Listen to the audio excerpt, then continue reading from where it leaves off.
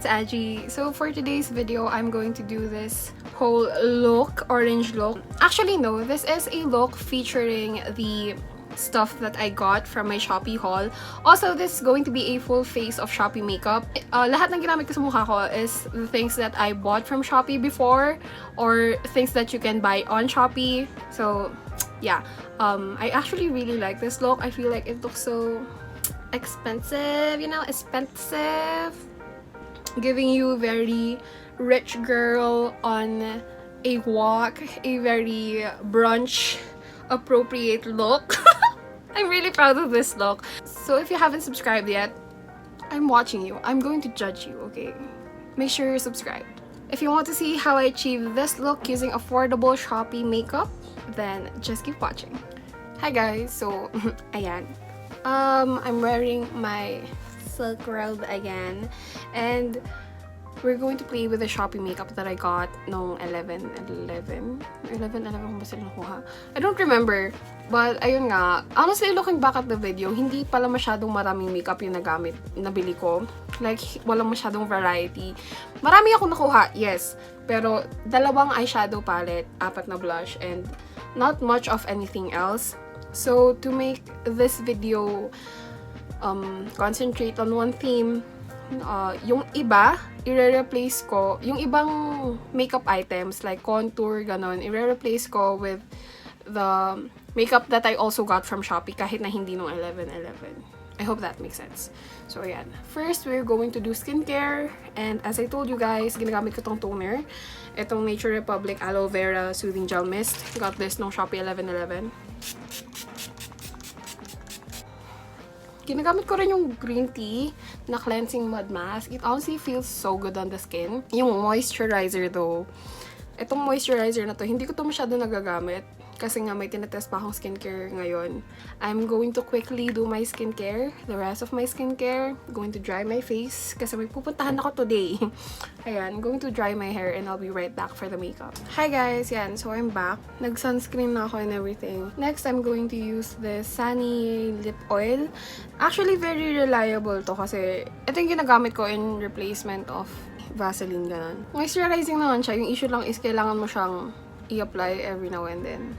This is the D&M LTD Eyebrow Pencil. Hindi ko siya binili, pero kasama siya dun sa, parang free gift ata siya dun sa isa ng mga binili ko. So I'm going to use this and I'll do my brows off cam. So that's the brows cleaned. Now I'm going to take this Wet n Wild Photofocus foundation. I'm actually really excited to try this out. Hindi ko pa ito natatry eh. And it says golden beige. I don't know if that's a match, pero this look the most yellow. Sana match siya though. Ooh, medyo peachy yung dating niya sa akin. You know what? It's fine. Bahala na.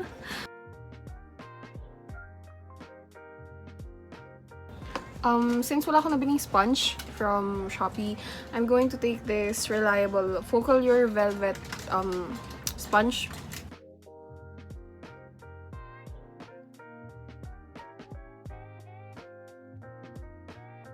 Ayoko tong sponge. Let me... So, ang bilis niya mag-dry. Napansin ko, ang bilis niya mag-dry. So, I guess, do your face section per section.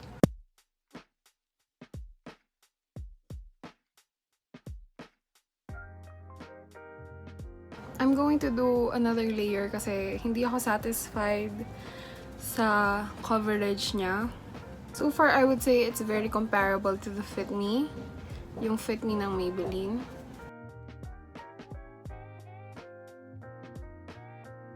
So, ayan, nalagay ko na yung foundation. Next, I'm going to use concealer. This is the Invisible Cover High Coverage Liquid Concealer from o.two.o in the shade HC03. It's actually going to be my first time trying this out. I feel like it's matte, so I'm going to blend this na agad.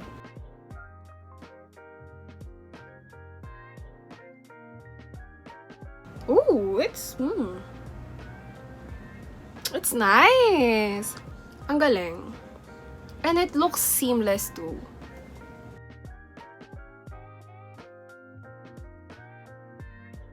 It's very thick, but the coverage is immaculate.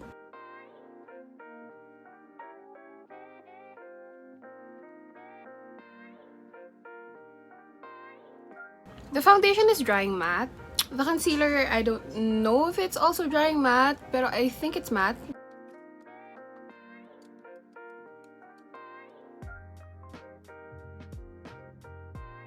Next, we're going to move on to the eyes. And as you guys know, ito yung isa sa mga binili ko. The Lameila Beautiful Color Geometry Eyeshadow. Ang hindi ko napansin nung first time is that yung isa shiny, yung isa matte. Tama ba yun? I'm scared because I know na hindi pigmented yung mattes nila. Actually, overall, hindi naman talaga siya pigmented. So, hindi ko alam kung anong look ang gusto kong gawin. Opo. I'm going to take this yellowish orange and use it all over the eyes. May color naman pala. Bakit ganun? Next, I'm going to take this parang darker orange, reddish orange, on the same brush and apply that all over the lids. It's not as bad as I thought. Okay naman pala siya. I think I'm going to go with this one. Ito. I like yung color niya. So I'm going to take it on my finger and I'm applying that all over the lid. Ayan, cute lang. Parang gusto akong i-deepen yung outer corner. And I'm going to take this color. Itong red na to. On the outer portion of my eye.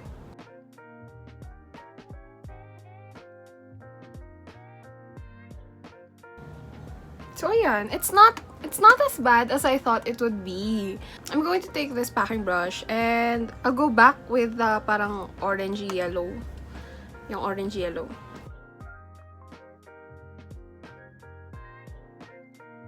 So yan, very light lang. And then I'm going to take again this one and sa outer corner lang.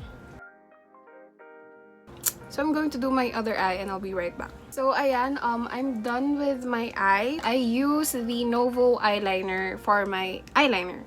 Ito yung itsura niya. This is 88 pesos. Na-mention ko siya sa dati kong Shopee haul. I love it. So ayan, I'm going to use this Catrice Extreme Volume Mascara.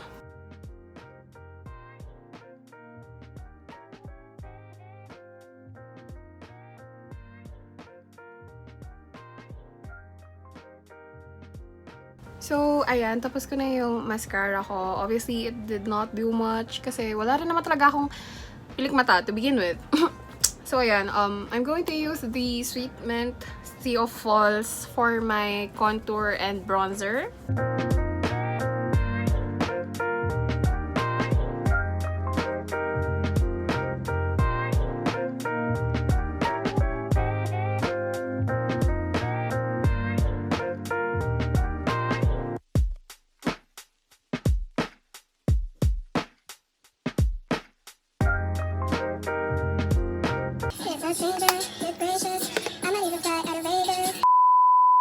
So, ayan. Tapos na ang contour tsaka bronzer.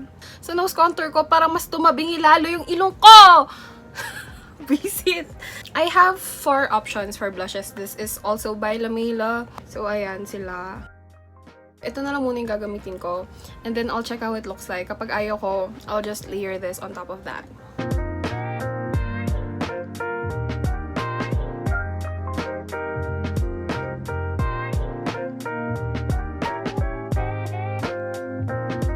So, ito yung itsura ng blush. Actually, nagulat ako kasi parang, hindi nyo, as in, it's much lighter in real life than what it looks like on cam. Hindi ako nag-expect na masyadong pigment when it comes to blushes. It's supposed to be built up. But, yeah. I like how it looks. Parang, very subtle lang yung color niya.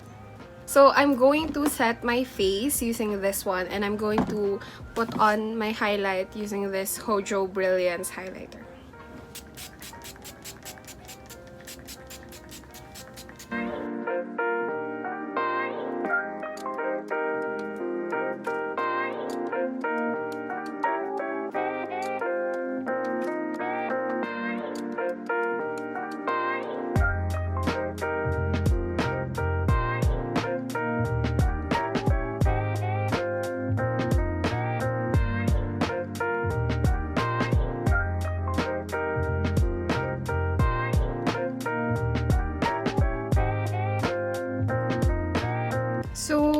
ayan, nagawa ko na yung highlighter ko. Next, I'm going to use eyelashes. Itong mga to. Na-try ko na sila once off-cam. Trinay ko lang sila nung lumabas ako. And I honestly, parang, okay siya for natural lash. Pero personally, ayoko yung band niya. Kasi medyo matigas yung band. Tapos, ang hirap na i-shape. Kapag ginaganito ko siya, bumabalik lang siya sa dati niyang shape, which is actually very flat. So, ayun. Ayun, kita nyo naman, parang itong lashes na to is very casual lang. Hindi siya dramatic or anything, but it definitely makes your eyes look bigger. Pero it's not dramatic enough for me. I really prefer my lashes to have a little bit of length. Kahit na manipis lang siya, basta mahaba. Yan, so next, we are going to do the lips. I have this Sunny lipstick. I think this is in, 10? Yung brownish na 10. And, ayan, since I have the lip oil on my lips, I'm going to remove it. I really suggest na bilhin niyo yung lip oil. It's really good. Maganda siya for, like, lip prep.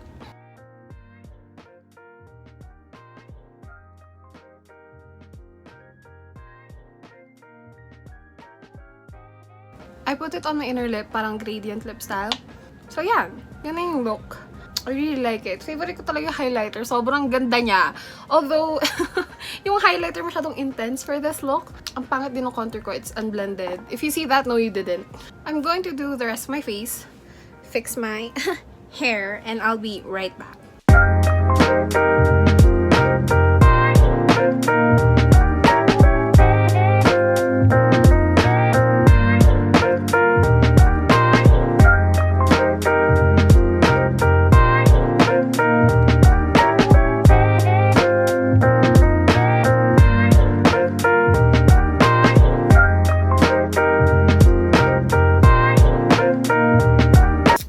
Guys, I'm back giving you city girl, giving you real hot girl shit, giving you bad bitch energy, okay, with the glasses and everything. I'm actually really happy. Like, nung una nagtataka ko dun sa foundation kasi akala ko talaga it wouldn't be good. Given nagpapakita pa rin yung scars ko, it's still peeking through, pero there's really nothing we can do about that. We been knew that my scars are really hard to cover. It's okay naman. The foundation match though, it's a little light. However, I think yung golden beige kasi yung available na warm undertone foundation doon. So, unfortunately, that's what I have to deal with. Lashes aren't bad. Definitely, I think that they could use some help in the length department, but eyebrows, they aren't too bad. I still wouldn't use it every day, pero it's good for like a cold, neutral brow. Yung part talaga na na-surprise ako is the eyeshadow. Akala ko talaga hindi maganda yung kakalabasan, but ayun, it pulled through. Gave me some pigment to work on. Of course, my favorite part of this look, if there's anything that I can recommend to you guys, if you're on a budget, definitely get the eyeshadow. It's okay lang naman, especially for beginners. The blush is also very good for its price. It gives you a natural flush. If you're someone who wants that kind of sheer pero buildable na blush, that would work for you. Highlighter. It looks bougie, it feels bougie, and it performs like it's a bougie highlighter. Yeah. Also, one last thing that I would like to recommend is their lip oil. It's very good for lip prep before you do makeup or it can be a part of your skincare. That's it for this look. I hope you guys liked it. If you did, make sure to give this video a thumbs up. And if you like me, make sure to follow me on all of my socials. And if you want to see more content like this, then make sure you're subscribed to my channel. Comment down below your favorite item, okay, or your thoughts on this look. And I'll see you guys in my next video. Bye!